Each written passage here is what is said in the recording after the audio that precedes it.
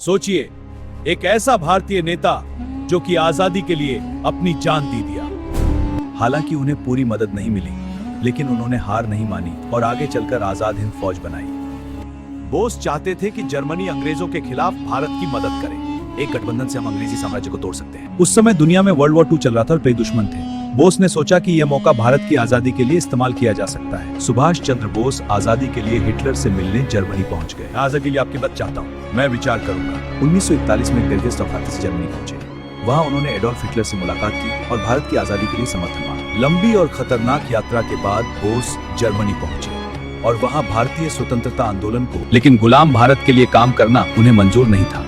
उन्होंने नौकरी छोड़ दी और आजादी की लड़ाई में कूद पड़े। उस समय दुनिया में वर्ल्ड वॉर 2 चल रहा था और ब्रिटेन के कई दुश्मन थे। बोस ने सोचा कि यह मौका भारत की आजादी के लिए इस्तेमाल किया जा सकता है। तुम मुझे खून दो, मैं तुम्हें आजादी दूंगा।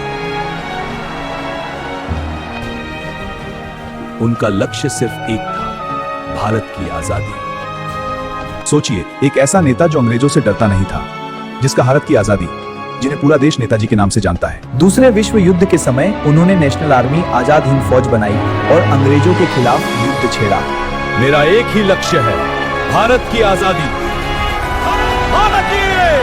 इस कहानी से हमें यह सीख मिलती है कि देश के लिए सच्चा प्रेम और साहस किसी भी कठिन रास्ते को आसान बना सकता है।